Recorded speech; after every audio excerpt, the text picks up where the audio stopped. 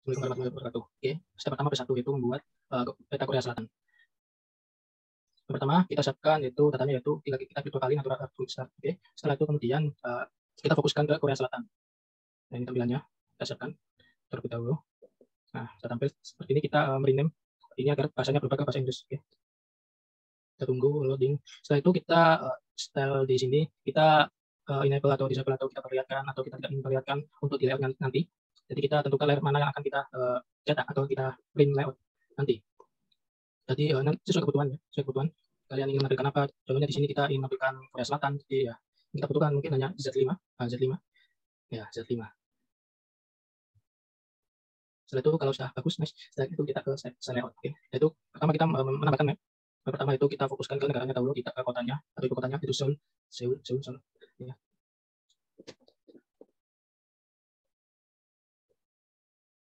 Kita juga dapat memberikan frame ya. Jika kita ingin menambahkan map baru yang berbeda, kita bisa menambahkan dari QGIS-nya lagi. Kita kembali itu Z7 terus kita tambahkan map lagi. Nah, contohnya seperti ini tujuannya agar berbeda. Map yang kedua ini untuk menampilkan itu Seoul-nya saja, Seoul atau ibu kotanya. Nah, di sini kemudian kita juga bisa dapat memberikan tampilan-tampilan seperti frame-frame atau desain-desain atau grid atau ya fitur yang membantu untuk memperbaiki atau mempercantik pembuatan peta. Setelah ini yang ingin kita tampilkan itu poinnya itu Seoul-nya di bagian ini. Kita menambahkan draw ya dengan warna merah seperti tadi. Nah, seperti ini contohnya.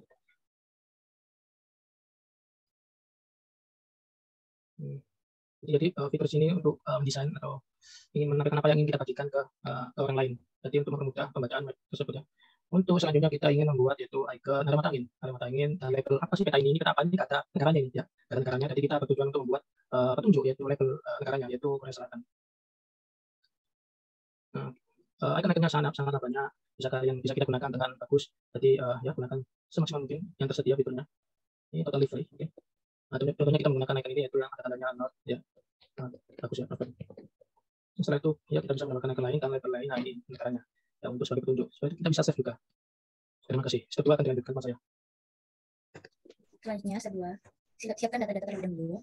Lalu add layer by delimiter text, lalu pilih CSS, lalu add, lalu masuk properties layer kota, lalu pilih query builder, atur XY-nya, lalu masuk simbologi, filter berdasarkan bentuk tertentu, lalu masuk layout manager, pilih layout sebelumnya, lalu untuk perubahan muncul.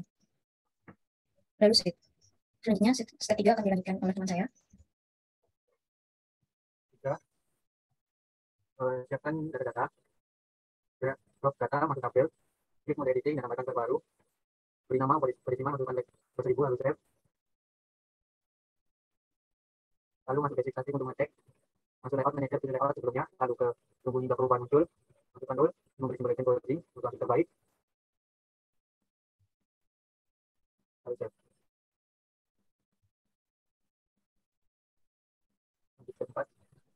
Selanjutnya, step 4. Pada link berikut, cari dan download semua raster SRTM negara Korea Selatan. Buat akun Earth untuk dapat mendownload SRTM tersebut. Kemudian, drag and drop file SRTM pada kanvas QGIS. Setting agar raster menjadi rapi dengan melakukan merge pada menu processing, toolbox GDAL, merge select all layer, dan setting parametersnya. Kemudian, run.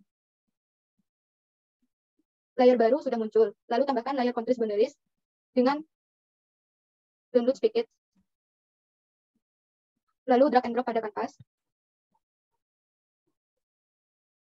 Kemudian select bagian Korea Selatan, lakukan klik layer match pada menu processing dan setting parameternya, kemudian run. Layer baru muncul dengan tampilan area Korea Selatan. Berikut perbedaannya. Lakukan style layer pada layer baru dan ganti menjadi tekstur hillside. Berikut hasilnya. Selanjutnya step 5. Kita install Quick Lesson terlebih dahulu, kemudian kita jalankan Quick Lesson-nya pada menu hotel. Kita masukkan query untuk mencari variabel hotel di ibu kota Korea Selatan dan Seoul. Sehingga dengan tidak terdeteksinya variabel hotel di Korea Selatan dan ibu kotanya, maka kami coba tambahkan variabel serupa yaitu apartemen.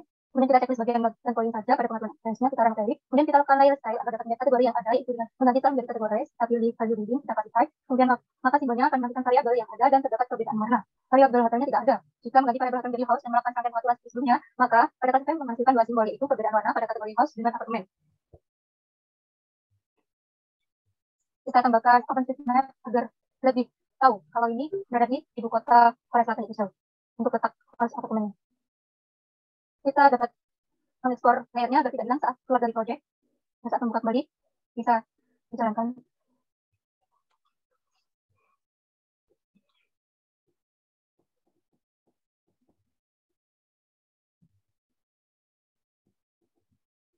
Jadi seperti ini. Kemudian adalah tes 2. Selanjutnya, page 2 step 1, download dataset Gunung Fuji pada link yang telah disediakan. Lalu klik dataset. Lalu login untuk mendownload data. Request Digital Elevation Group dan cek GMT 2010. Lalu klik result.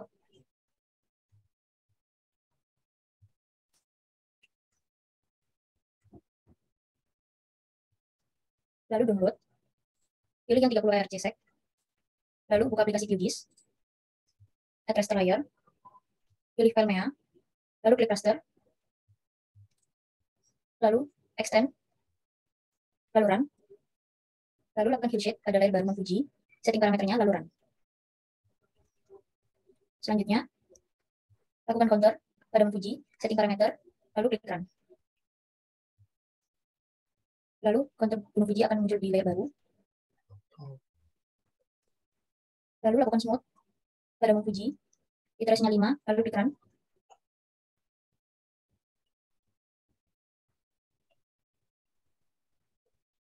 Selanjutnya buka aplikasi Google Earth. Lalu layer smooth-nya diekspor, lalu di save. Save-nya pilih bahasa KML, lalu simpan file, dan akan muncul seperti gambar. Selanjutnya akan dijelaskan oleh teman saya. Kedua, siapkan api sedap, generator, DNS, view masukkan data bukti nama api sedap, connect, kemudian dari Word untuk data. Ketika kita siapkan datanya, kita masuk ke reference, tambahkan raster, itu. Kemudian kita transform setting, kita menggunakan SRS dunia. Oke, setelah itu kita beri titik, 1, 2, 3, ya semuanya titik beri, terus kita play aturan, terus setelah tadi kita masukkan variable straight map untuk agar lebih jelas kita bisa lihat, kita bisa turunkan opacity. Data tadi benar. Setelah kita Pada step 4, kita akan referensi pada link, kemudian kita pilih yang akan direvisi, kita pilih dasar, kemudian kita save image-nya dalam bentuk JPG. Kemudian kita buka aplikasi GIS-nya, kita cek Windows KLSM, kemudian kita install plugin SMP Search untuk mencari lokasi yang sesuai. Kemudian kita lakukan open raster, video referencer.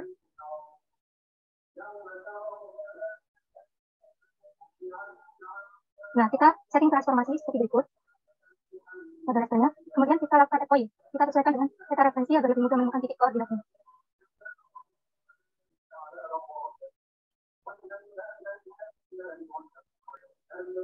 Kita buat titiknya juga di kanvasnya sesuai referensi.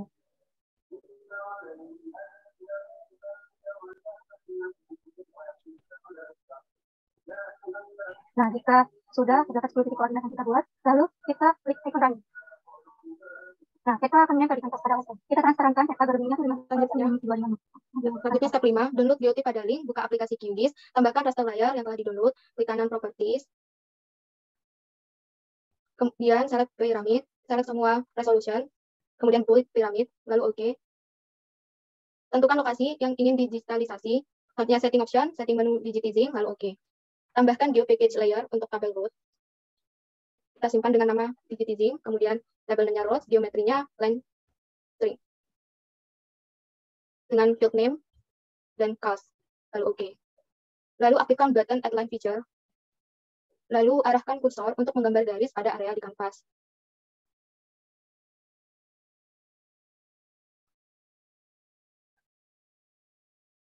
Garis tersebut sepanjang jalan yang bernama Normandy.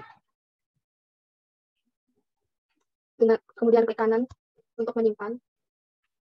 Sesuai namanya Normandy Root dengan kelasnya root. Selanjutnya ke simbologi. Pilih simbol root pada topologi, kemudian simpan layar.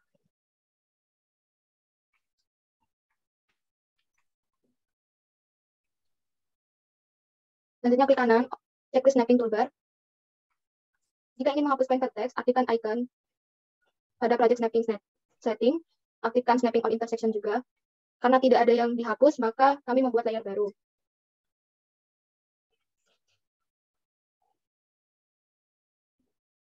Kemudian kita simpan dengan nama Pareora.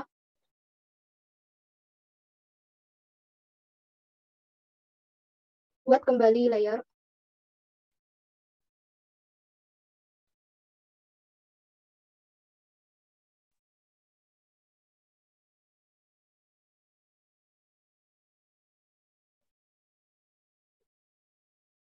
Ini kita new geopackage layer lagi dengan tabel 6 hal. Geometry type-nya multi-polygon dengan field-nya name saja, lalu oke. Lalu kita tarik polygon daerah hal, lalu simpan dengan nama hal.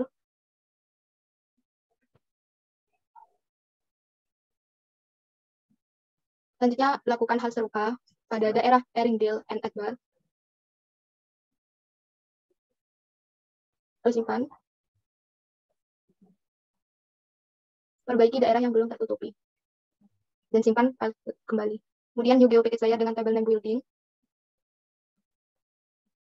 Lalu kita aktifkan untuk menyimpan setiap building yang ada. Apabila ada yang berbentuk diagonal, kita bisa merotasinya pada objek yang dipilih dengan mengaktifkan toolbar Advanced Digitizing. Setelah selesai, maka unchecklist raster. Kemudian kita ke bagian layer styling. Untuk menampilkan label, fontnya kita sesuaikan. Usahakan lebih rapi dalam membuat line multi-polygon dan polygon. Kita bisa cek-cek kembali apakah sudah sesuai antara raster dengan digitizing yang telah dibuat. Berikut adalah hasilnya. Selanjutnya,